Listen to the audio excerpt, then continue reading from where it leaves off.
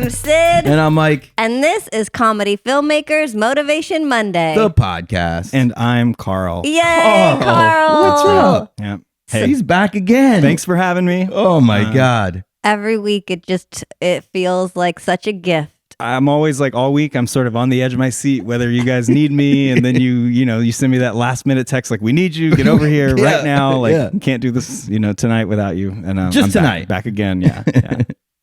So you're listening to Comedy Filmmakers Motivation Monday, the podcast. It's a podcast where we talk about our journey as comedy filmmakers. We are picking projects. We are really making a podcast, and you're going to hear about that journey here on that podcast. You're getting so great at that. Till the end. And we're motivating each other, and hopefully the audience will be a little motivated too.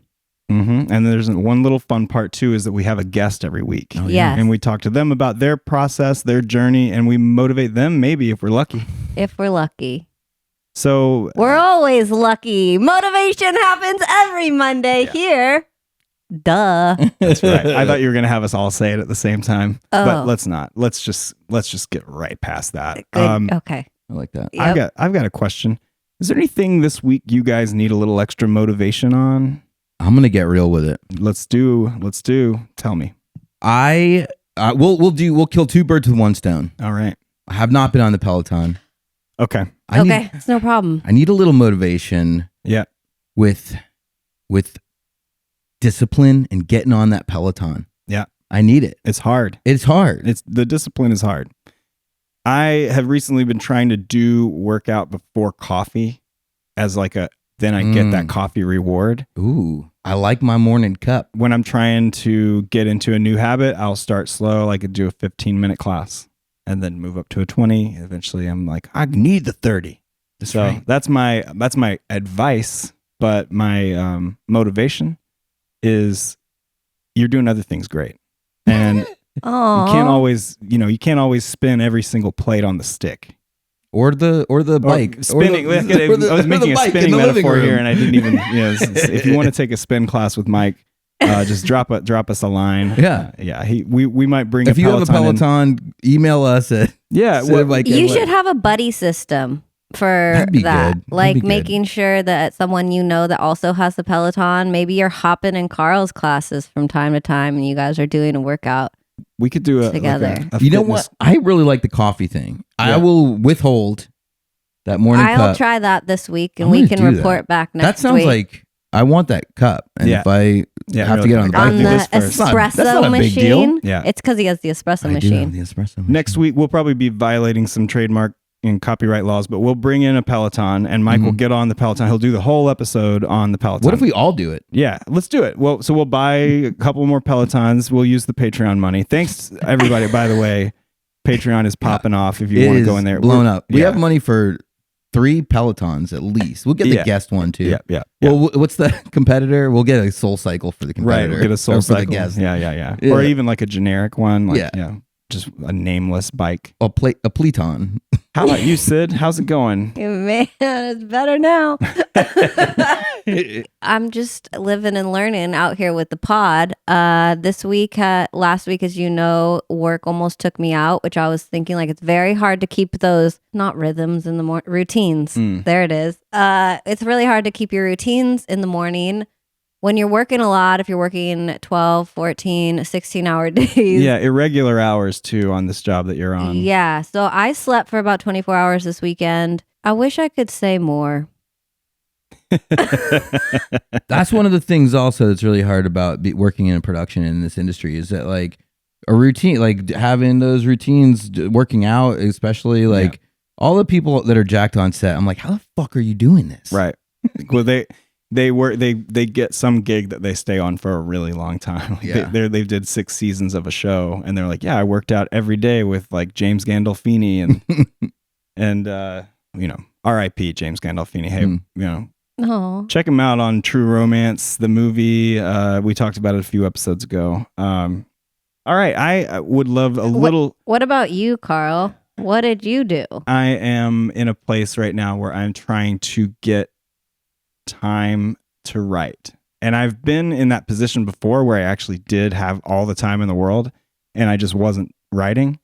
But now I literally don't have a free second, and I'm working on it. And I'm thinking that by the end of this week, I'll have a new script. So that's maybe I just motivated myself. Yes. Yeah. Holy shit! That's amazing. Thanks. But you've been writing a lot, and the quality of stuff that you've been writing has been so good and keeping us laughing. Go over to the Patreon and like check out. We read sketches that we have that Carl wrote, 2 of them on the Patreon. They're really great. Hell of a segue. I love the way that you've found time to make that segue, and it brings me to an interesting point. Our topic today is about making time for your creative projects, or maybe it's about making time for the workout or making time for the routine. We want to talk about it all. And does anyone want to dive in and talk about like the idea of making time? First of all, it's impossible. We know that, right? Like you can't make time. Well, if you know how to make time, you got some quantum shit. You need a flux capacitor. Okay.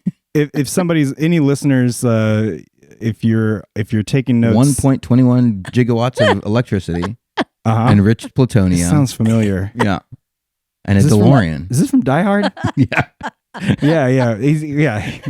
He's on his way to New York and he's pissed off. It's 88.8 miles per hour. 6.21 gigawatts. Yeah, that's all you need. Yeah, Bruce Willis is great in that. He was fantastic. Yeah. Oh man. Yeah. Bruce Willis, then James Gandolfini. Any other tragic actors that we want to bring up right now? Like maybe Philip Seymour Hoffman, just to round it out. Oh yeah. Yeah, cool. He was Biff. He was great as Biff. Yeah. That alternate universe where he was Biff. Mm-hmm. So making time. I just said it was impossible. You said it's not. So let's say if you can make time, how do you make it? How do you prioritize something that you're not getting paid for? I think you just found the magic word, prioritize. That's the key to making and finding time is you have to like decide what things get your attention and what things you are not going to get your attention. Right. Know? You can't do everything. Yeah. Yet. I also have found Not GPT is going to make it possible. Yeah, we're going to get the AI on it.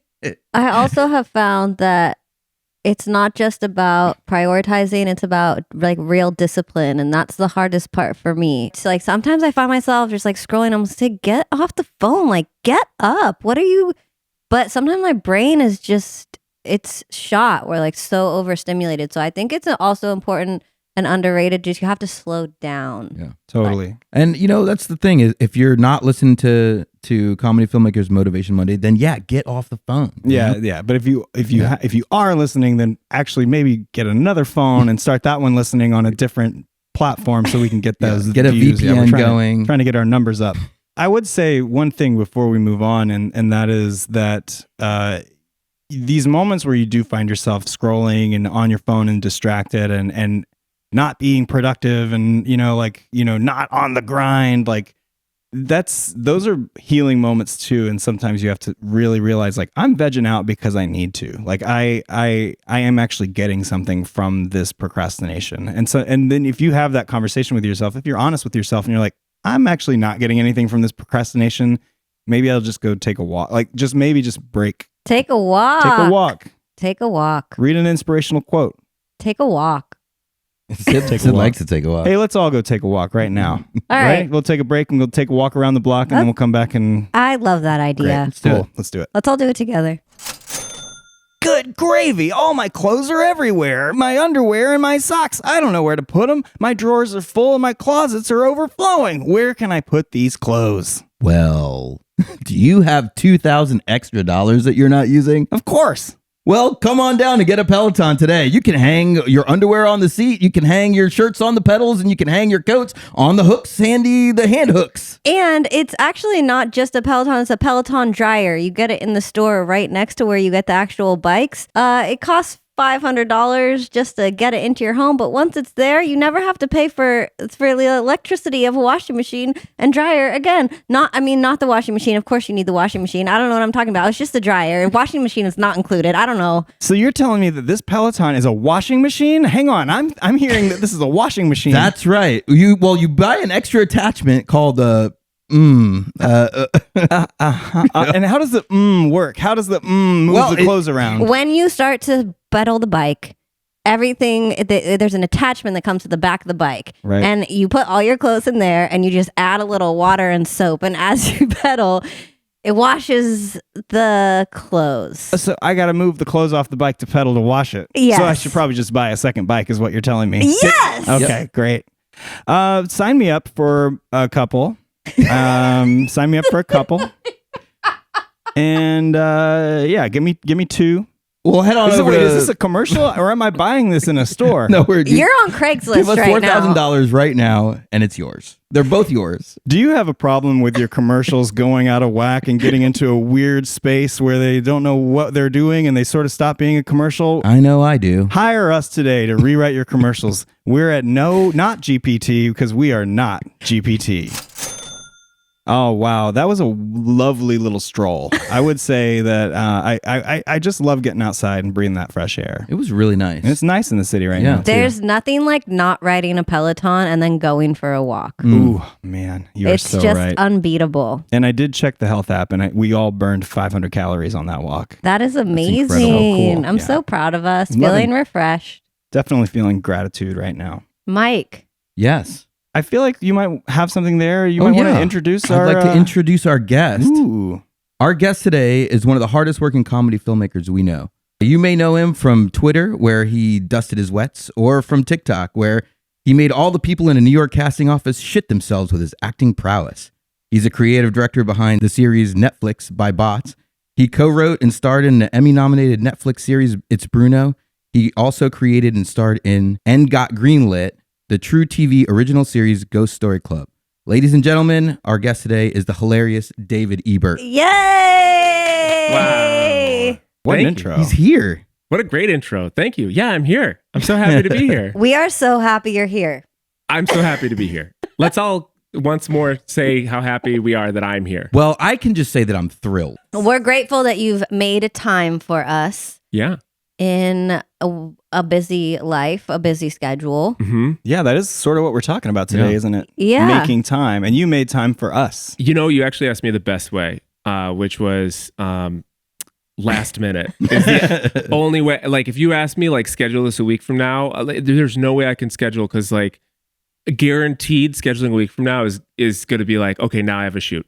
Yeah. Now I have a job that's going to As be soon the as same you time. as soon as you make plans, that's when you get work. That's how it happens. Well, we remember the trick was we were going to go on vacation for your birthday last Yeah. year, and we were going to book sell the show, so we would have to cancel the trip, but we had to book the trip in order to sell the show, and then I waited too long to book the trip, and that's why we didn't sell the show. You that's must definitely- be out a significant personal sum of money for it to work. Yes, It's part of it. someone must be expecting something from you Mhm. that you have to tell them you're not going to give them.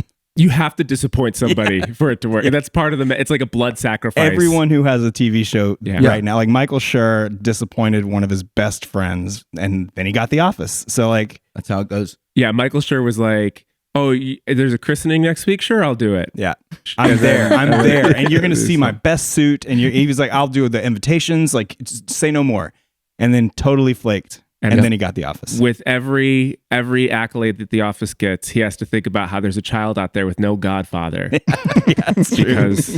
because of him. Oh man, The Child Without a Godfather, coming to theaters next June. It's short. It's boring. It's a short, boring movie. But we It's need more of those. Hey, do you have a God? No. Oh, okay. All right. Credits. Is there anything you want to do about that? Not really. Not really. Okay, well, that's your arc. And the character actually says, that's your arc. And then the credits roll. Super weird, very meta. Dave, speaking of weird and meta stuff, I watched again this morning the slate for your self-tape audition that you Oh, yeah. posted. So funny. It's so funny, and where do I send the dry cleaning bill? Because you shit your I pants? shit all over myself. It's very funny because there's like something in the neighborhood of like 30,000 comments on it, and everyone is like, I shit myself. And I was like, I opened myself up to just a world of strangers being like, hello, I shit myself. We'll put a link to the TikTok in the show notes. Oh, and it's so good. do you have Go a watch place it where right now. Do you have a place where it lives elsewhere on TikTok, just in case our government shuts that shit down? Oh, like outside of TikTok? Yeah. I mean, it's on Instagram. It's on all the platforms. Yeah, but no, it was made for not. No, I got to be clear about this. It actually was not made for TikTok. It was a self-tape, wasn't That it? Like is a the- legitimate self-tape. That is the legitimate tape that I sent in. Yeah. And I said in the TikTok that I got a call from the director because I did. That's amazing.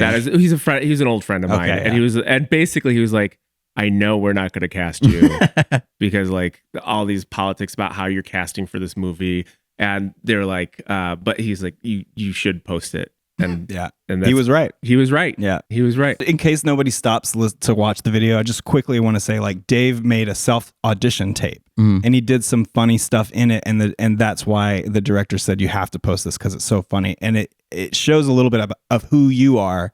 Anyway, I had to give that context. I'm sorry. Yeah. It's worth the watch. Slate is something that you do really quickly up top that just says who you are and whatnot, and it's supposed to be really quick in and out, and you made a real fucking meal out of it. Well, I'm changing the way I think about audition tapes, where I'm thinking of them as a piece of entertainment for the viewer. It's a video that you're making for the person, and that person I've cast before, and I've had to watch hundreds of tapes, and that person is burnt out by the time they get to my tape. And so if I could do something to break up the frequency and to make them laugh, I actually don't. I'm just enjoying doing it. Like, it's not even where I make my money anymore. So like, I'm just trying to have fun. Yes. And I don't even get that many auditions anymore. So like, I'm like, That's exactly what happened for me. So I saw your thing. It got in my head. And the next audition that I did, I wasn't thinking of it actively while I was doing the audition, but I was like, when I saw it, I said, I want to just have more fun with my auditions. So I'm doing it. It was a small part. And at the end, the character leaves the scene. And I kept doing this weird spin that I was like, why am I spinning? And so then one time I just was like, I said my line, the scene ends, and I go, all right, have a nice day. And I act like I press a button, and then I just proceed to go down slowly out of frame. And The old Austin Powers. and I got a call back for that audition.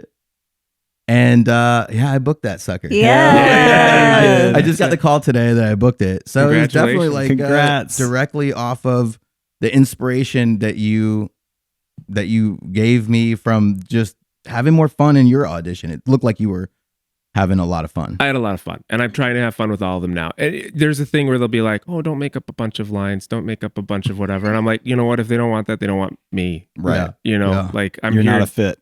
Yeah. I'm here to just have fun and please myself. Yeah. And I will tell you that the thing you just described, that elevator going down, I have a word for it. I call it the bookable moment, which is there are auditions that people will do that they're just good. They're like the right part. And we sit in casting and we go like, yeah, no, they felt good. And I can put them with them in this way or whatever. And then there's the bookable moment, which is somebody does something, you go, I got to get this choice that they made. That's it. And I know about the bookable moment because I would try to build some in, and I'd get a job and I'd go on set and they'd be like, yo, when you did that thing that was so funny, I was like, yeah, not a mistake, not an accident. Like it's like as if like, oh, this spontaneous thing happened. And yeah, it was spontaneous in the moment, but like, we have a craft, we have decisions we make. I think it's just being open to having fun and whatever, taking a chance or just like doing it for you. I didn't do it. I didn't think I was going to send it. I just did it for myself. And then I watched it back and I was like, it's funny. It made me laugh. And I was like, I'm fucking sending this. You know, I hear that word, chance, and I hear people say like, oh, I took a risk. And I'm like, my perspective is you already don't have the job. You already did not book it. You're up against a bajillion people. It's an oversaturated market. So if you don't have it, then it's not a risk. It's literally the only thing you can do to book the job is to try to think of how to zig when everyone's zagging. I don't know. I have a problem with actors in general where I feel like they're all just very timid and they're trying to please people with their tapes and they're like, please don't be mad at me. And they start from an apologetic place. And that's because there's like an asymmetry of information, right? Like the producers, the directors, they know the scripts, they've seen everything, they know everything going on. And you walk into a room with strangers and you don't know any of them and they all know you. And so you're just trying to apologize the second you enter the room. Well, there's also the thing of like you've sent in tapes to them a few times or whatever. And there's no way of knowing what if they think about you, a certain way, if they like what you've done before. you just hope that since they're calling you again and again that they did like it. But Mhm. there's like no talk of like, oh, hey, like, I don't know. Just like the relationship building is something that is elusive for me. With this Slate video, I heard from tons of casting directors. The only one I did not hear from is the casting office I sent it to. Right. Of course. Oh, That's that's funny. amazing. That's kind of how it works. It's cool when that you're aiming for something, that's not what happens.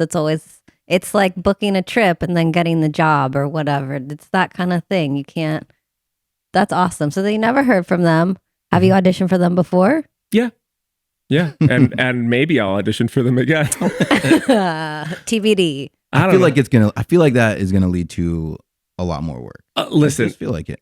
I'm also at a phase with what I could call in air quotes my acting career, because like I haven't had any I've a couple shows in the pandemic, but nothing big or anything. Where like you can't kill what's already dead.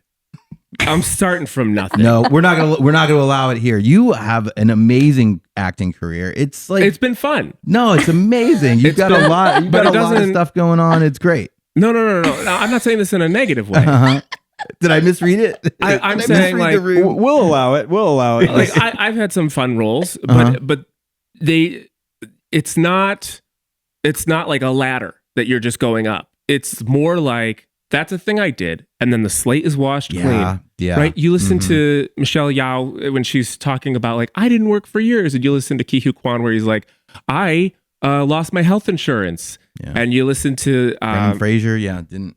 all these people Yeah. that are like that. It's not this, and it's not even like we like their redemption arc. It feels like this, Mhm. but the second that happens, we're going. You're just trying to get job to job, so you're only as good as your last slate. Got to start a podcast. So did you? So because of that, is that one of the reasons that you got into to making your own stuff? Like, is that one of the? Yeah. So talk a little bit about that. Like, Yeah, I was frustrated that I wasn't making anything, so I made it myself. that's was- awesome. I didn't want to wait around for somebody to. When you're acting, you're just waiting for somebody to give you a job. A lot of actors have that moment where they're like, somebody says, you know what? If you want to act, write a script and then act in it. And a lot of people take that advice. And what's the percentage rate of success there I think of making your own stuff and it working out. for every actor that's ever taken that advice? It's got to be Oof. super low. It's got to be real low. The 0.1%. And yet, we must do it. We must do it. Dave, you work on so many different projects. Some of them you're creating yourself. Some of them you're getting hired to do. You're also a dad. You're also here spending your time on a podcast with us. I genuinely, also your social media is hilarious. Just Poppin'. like I'm like, how does he have time to like make these fucking TikTok videos? Also, he's just killing it all over the place. How? And do you sleep? Like, I just need to know. Please enlighten me. Well, I think that the big thing I took out of my life to make time for everything were friends, hobbies, and interests. Yep. That's the key, comedy filmmaker. If you guys are keeping track, keeping notes, write it down. Friends, hobbies, interests, they got to go. They gotta go. If you listen to Cut 'em Dana's out. episode a few episodes back, we're telling you to get hobbies. All those hobbies you got since then, Throw them out. Get rid of them. get them out of here. They're ruining your career. I just I try to get hired. I try to get paid to do something I'm going to be interested in. And so that helps because money is like my big motivator because I have kids and they love food Yeah. and they What is it with that? want to go to college someday, I'm guessing. No, not that. Yeah. So all these things I need, like now I need money, So, I try to find things that interest me. And then I come in with really strong opinions about the projects I'm on. And I find that most people are looking for people with really strong opinions to be like, here's what this thing is going to be. And I'm really passionate about it. And so I get a lot of creative freedom on a lot of the projects I work on. So the stuff I make and the work I do is most of my interest. Did you always have a lot of confidence, like in the choices that you were making in general, artistic choices? And Yeah. okay, Because why not? there you go. That's You heard really it it. here first. That's a good yes. Because why not? Did you just have confidence in life? Was that a part of your personality? It feels that way. When we even just first met, you had a great handshake, and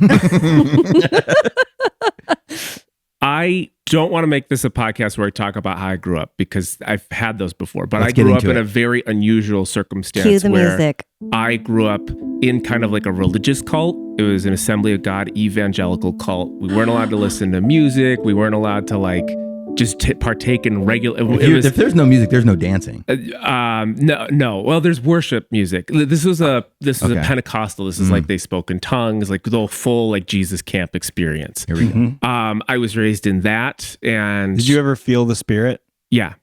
Where was this? This is in upstate New York, and so that was the community I was in, and where I lived, I grew up on a horse farm. Oh my God. This is classic upstate behavior. Yeah. Very classic. And then I went to public school, and I was a misfit day one. Like I was always just not part of that. And because everybody there, like I was like, why don't they like me? And now I'm an adult. I was like, they're all boring. Yeah.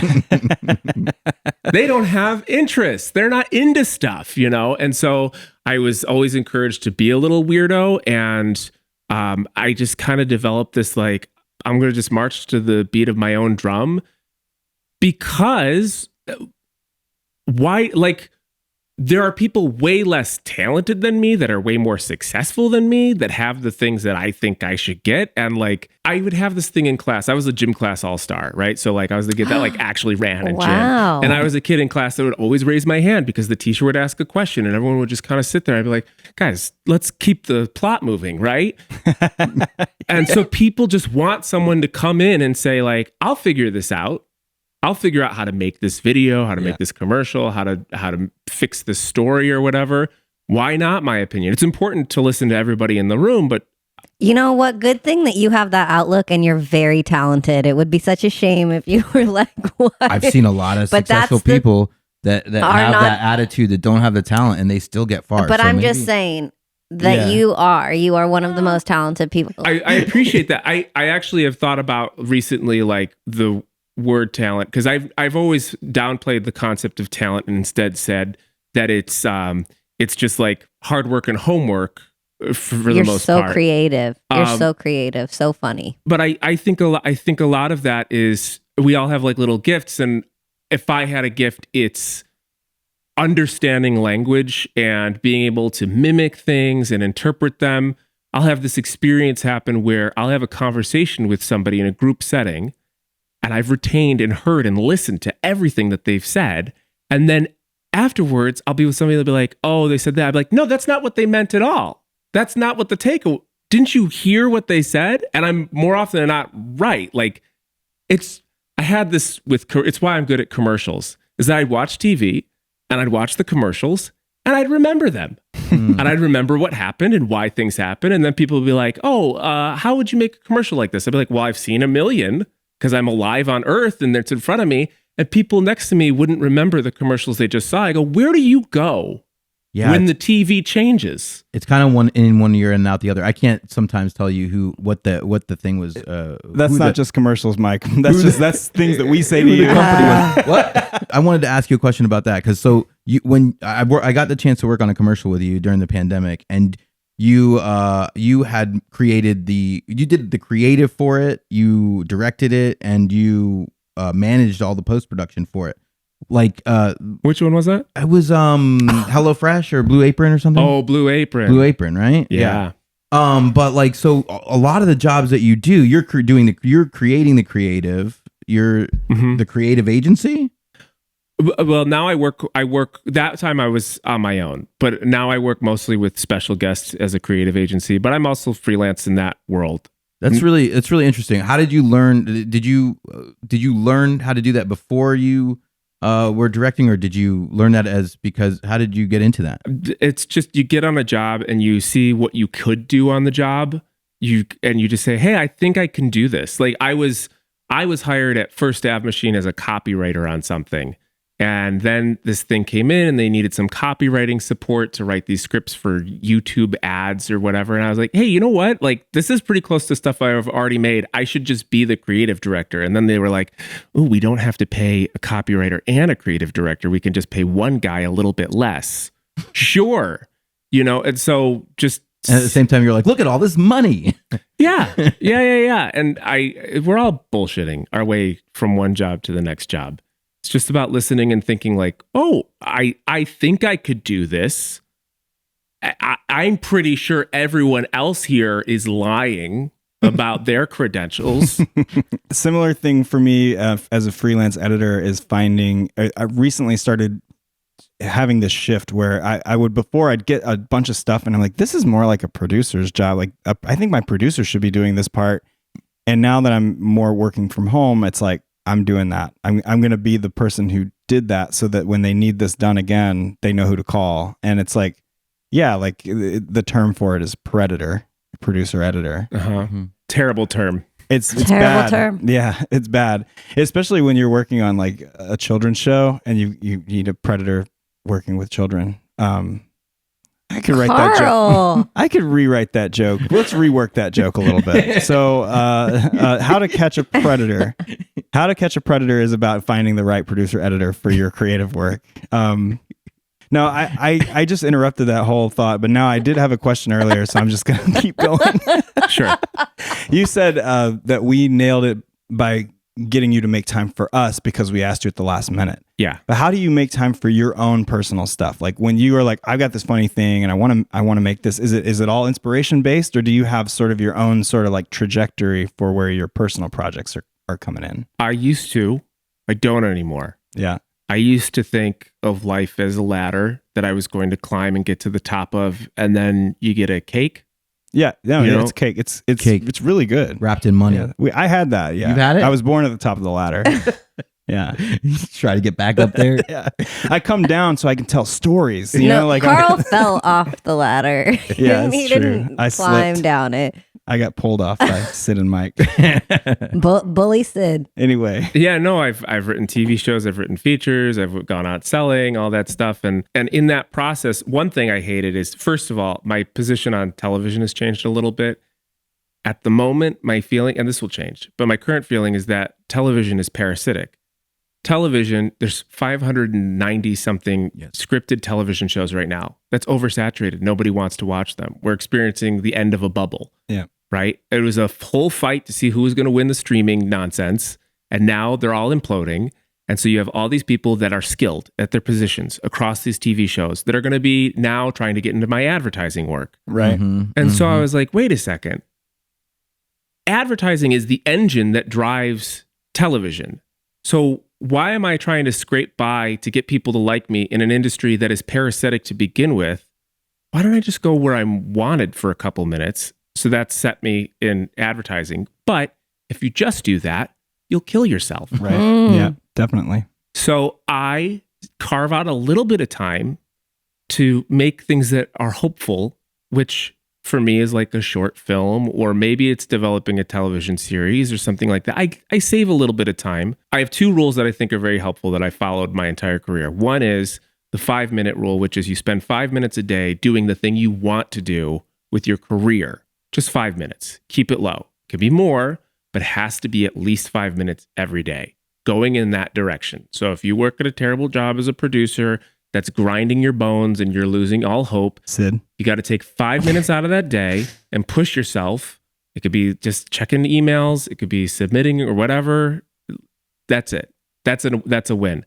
The other one is the rule of 2, which is I never take a job that only does one thing for me, right? If it just pays me money, it's not a job I'm going to take. I have to be learning something, making a connection. It has to do something else for me. That's great. That's a good one. That's especially for freelancers. That's great, especially if you have ambition outside. Because I know an editor who he's where he wants to be, and that's his life. He's got his little mouse that has the because click, he has hobbies and friends and interests in his life still. Exactly. I'm jealous. Yeah, it seems fun from the outside. Like on those Newport cigarette ads, they all looks like they're having so much fun.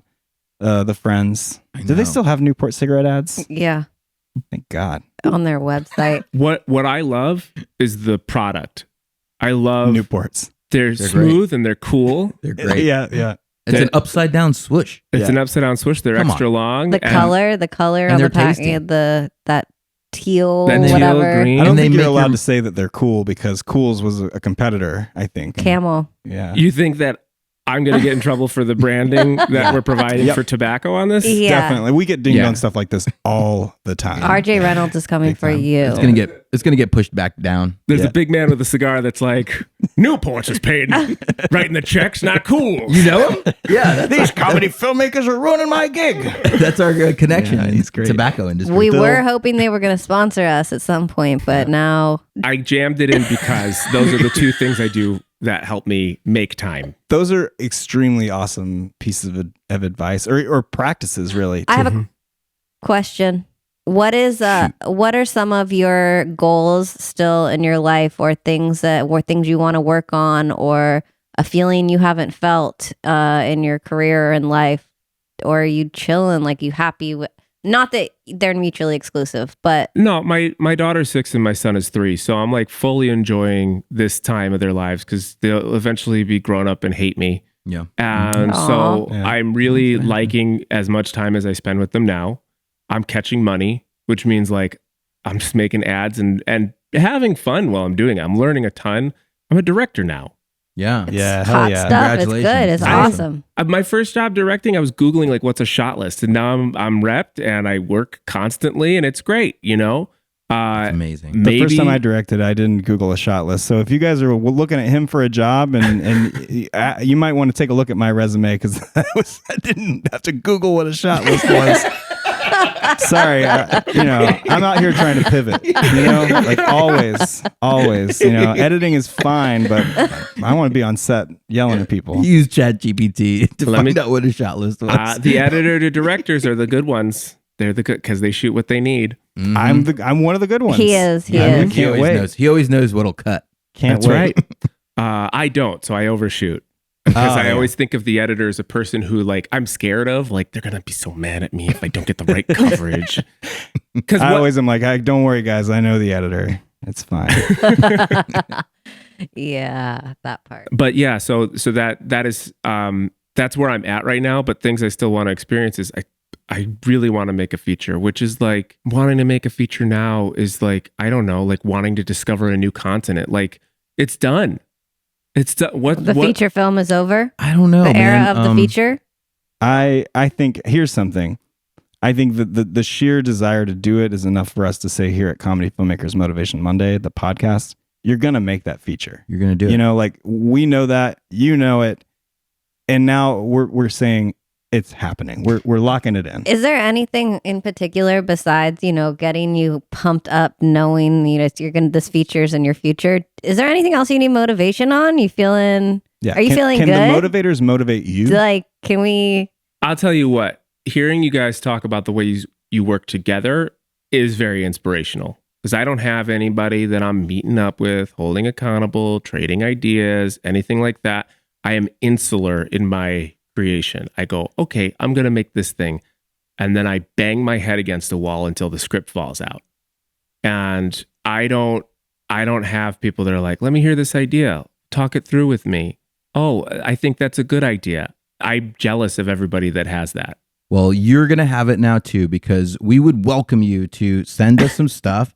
And we'll bounce back ideas with you. We will collaborate with you. Not you guys. No. I imagine the scenario where I'm like, this is great. I really want this. I send you the script and you send one note. I'm like, fuck you, Mike. Fuck you. I don't know what you're talking about. One note. That's a fucking deal breaker, man. Could you imagine if he only sent in one note? One note. No, here's what happens. You'll send him a script and he'll read it and he'll send you an email immediately and be like, this is amazing. I love it. Ha, ha, ha, ha, ha. All caps. 5 minutes later, you're going to get the first 3 notes. The next day, you're going to get a phone call and he's going to tell you what he really thinks. Yeah. Well, let me tell you. I had this dream last night. That's how it starts. The positive thing about me is I'm no notes Sid, so I'm going to just support you 100%. But I don't want that. I got to be clear about that because I think everybody you look at every major filmmaker and you see their first film that they made with the studio and you're like, this is so good. And then the one that they got complete creative freedom and it's garbage. Yeah, and you're like, somebody had to tell them no a few times. That's very true. Yeah. Dave, where can people find you online if you want them to find you online? Following me on TikTok helps me get more TikTok work. So Electronic Bert is my TikTok. And awesome. There's no guarantee that at airtime, TikTok will still be a thing in our country, but it's fine. They're not going to touch it. And then David C. Ebert is my Instagram. That's where people can most easily find me and send me messages asking me to work for them. Yes. And then davidcharlesebert.com is my website where you can see all my videos. And you Amazing. could send him a message about working for him. Yes? Do you have a message me, contact me on your... Yeah, do you have a contact me on your website? Am I misleading people? Yeah, no, I'm just trying to get you do. work. I'm No, just trying to get you First of all, I'm good. Second of all, Yes. He's got reps for that. David C. Like my Instagram, when people slide in the DMs, it's the best way to get me to actually see it and say yes to a project. work. Wow. I'm doing a short film next weekend just because a filmmaker was like, "Hey, I loved your Slate video. Will you do this?" And I was like, "It's near my house. Sure." I told you it was going to get you work. That's amazing. It actually, it's got me plenty of work. Has it? It's Yeah. I'm not surprised in the least. Are you feeling a little motivated, a little more motivated than when you came? I am. You are? It worked. Because job I'm here is feeling done. like you motivated me. You motivate us every day by I can't just wait to do the 5 doing minutes what you're thing. doing. That's why we had you. I'm going to do that 5 minutes thing and the 2 thing. I'm going to do it all. Yeah. Yeah. 5 and 2. 5 and 2. The 2 thing will help you a lot. I mean it, because there have been times where I've been like, what if it's money and then also a lot more other money? And I've said yes to those jobs. Right. And they have been awful. Right. And right. I've regretted every Oh, so minute that of it it. has to be 2 separate things. It can't just be money and then also money. I've tried to do that and it doesn't work. All right. I like that advice a lot. That's very self-care filled. I have to turn down all my work from now on. Find a more whole new jobs. thing. Nobody wants to work anymore. You know, we're at that time in the show when we do something called fake pitches. Here we go. And our producer, Sasha, has pulled up the fake pitch wheel of fortune. The last word Carl said was fortune, and then he went to go grab a camera and fix it on the wheel of fortune. This is for people that are not on YouTube. What are you even doing? It's spinning. Here we go. A book. Book. Oh, Yeah, we're getting it from a gross. book. Now, if you guys, any Gen Z out there that don't know, a book is what a TV show used to be before Yeah. we had the ability to record It's what a Kindle audio is and based video. on, basically. It's just that everything else is so specific, like Pictionary, Taboo, and then it's like book. Book. Yeah, book. Yeah, we went to a store and we were like, book. And we were like, what? And we were like, book. We're all just book. And they finally were like, here, just go. They do the same. They're like, book. You all just jump up and down, and then they walk out with a book. Book. Yeah. Guys, I hope you're watching this on YouTube. Did we get a word, Sasha? Dark Apartment. Ooh. Dark Apartment is an anthology series on TNN, and it is a horror show set in New York City. It's an anthology series about New York City. Scary, scary stuff. Every apartment is fully lit with lamps and strip lighting and spotlights, and it's even set on fire for a little bit of time.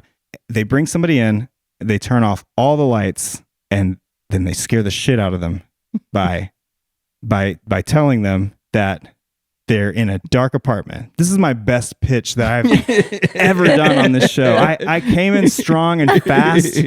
Let me help you with this one. Yeah, we didn't even decide. Are we building onto one idea? I think we are I think now. we have to. Yeah. Here's Help me. Okay, so we go. there's a lot of horror that normally touches on things like we all shoot horror movies upstate because it's cheap, right? They're all like low budget. They're all out of here. But there's not a lot of horror that is horror within the apartment. And I think that there's a lot of genuine fear that can be conjured in that isolated and small setting. I think that an anthology series where an apartment is at the heart of it, that's a very genuinely good idea. I can already think of a couple of examples, like insistent Grubhub guy, right? Shit. I could think of imagine you're at home, you got a printer, and the printer just starts printing on its own. Oh, And God. what is it printing? You Oh know, my God. you got somebody that gets on your Wi-Fi, right? Yeah. You hear something outside the window, but you're Mice. the 4th floor. in the ceiling. You have the radiator noise that actually speaks words to you. Yeah, Wow. it's Yeah. Morse coding something Yeah. to you. That you actually can't sleep because you start to translate the message. You find out you're in an old pre-war building. There's a basement below the basement. We're making Barbarian, the movie Yeah. Barbarian. Yeah. We did this once on another episode, I think. You're getting mail for the person that lived there before you and the person that's going to live there after you. Ooh. Oh my God. That's some Jordan Peele modern Twilight Zone. Rob Schneider is the super in the building.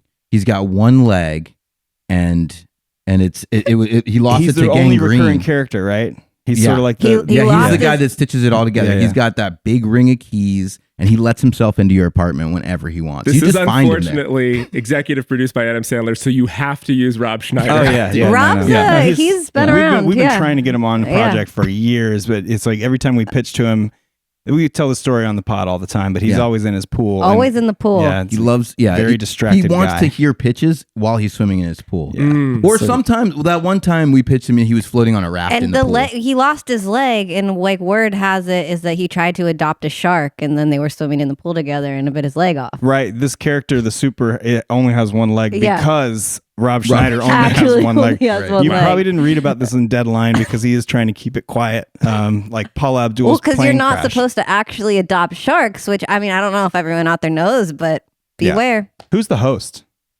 I don't think it's a hosted experience. So no, like at the end, like now you just watch something spooky and kooky, and now here's the evening ChatGPT news.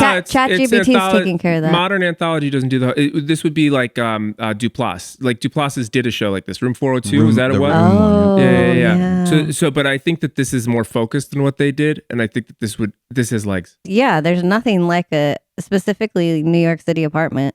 I mean, you could even start it small, right? You could like work with other filmmakers in the city, give them each the task. You got to make a short film. Like, it was like a small apartment, like a Harry Potter closet No, the apartment. project's small. No, Like it's gonna be a railroad. I you think. go with a couple people that have made like really good stuff. Like go on Vimeo to see what the staff picks are and who lives in New York. Contact those people. Or go to No Budge. See what Kentucker has. We're submitting to No Budge tomorrow. Okay, great. So go talk to Kentucker and tell them that you want to meet some other filmmakers. Say that you're each going to do one episode. Cap it at like 5 minutes because that's programmable in a film slot, and then you could have an entire show in New York. I love this. This is a plan. As the exec in the corner office, this Let's get is the answer. definitely getting greenlit. We got I a just green want to light. say We got a green light. congratulations. Wow, man, we have greenlit so many shows on this podcast. It's amazing. TNN, What do you find guys- it on TNN. Oh, it's a TNN show, but TNN, But also- TNT. Well, TNN, yeah. So it only there's going to exists be a on bidding war. on a network from the No 90s. Budge. I'm taking this away from TNN. Yeah, Okay, good. No, this what TNN's Turner, right? Yeah, so that's a sinking ship right now. Well, and Turner is now owned by Discovery. Discovery. Yeah. Okay, so this we is want going to them get out of there. Yeah, this is going to get sucked up into. they'll turn that show down because they're only doing unscripted stuff right now. Right. They right, are, but they're with HBO Max, so Max will suck this up because it's got existing. You're already, I think- calling it Max. I think that we should pitch it as scripted or unscripted. It could an really executive go on. would say that. I feel like we're losing it in the room. Yeah. We're losing it in the room. we Yeah, had a you deal. know We what? should have kept that. It was me. We're I did it. No, it's the infighting, I think, because we couldn't agree on TNN. If you're out there and you still watch TNN, look, no shade. We love that network. It's great when it hasn't existed since like 1999, but enjoy it. Dave, thank you so much for coming onto the pod. Would you come back? Yeah. Awesome. Good, Wanna- because Mike amazing. has like 25 questions he didn't get to, Yeah. so we'll need about 25 more hours of your time. I don't- Netflix by bots. He'll. Yeah. I'm feeling very inspired and motivated myself. The thing is, I could talk to you and hear you talk about everything forever. So we would love to have you back at some point, but thank you. I am feeling very inspired, very motivated. I'm going to do the 5-minute thing, guys. I love that. Yeah. Hey, 5 and 2. you guys know where to find us, but if you don't, it's at Sid and Mike on Instagram and YouTube. It is www.sydandmike.com. It is sydandmikenyc@gmail.com for email. Hey, we want to hear from you. Like, get on there, comment on that YouTube. If you're not on the YouTube, get on the YouTube, subscribe, give us some likes. Like we're trying to get those numbers up. Check out some sketches on the Patreon. Yeah, they're all there. Thanks, Check- everybody. That's our show. See you next time. Bye-bye. Comedy Filmmakers Motivation Monday, the podcast, is a production of Dark Matter Entertainment and Phantom Strain Pictures. Our producer is Sasha Nonis Barnes. Our theme song is by Joseph Colmenero. Find us online on YouTube, on Instagram @sydandmike, or email us at sydandmikenyc@gmail.com.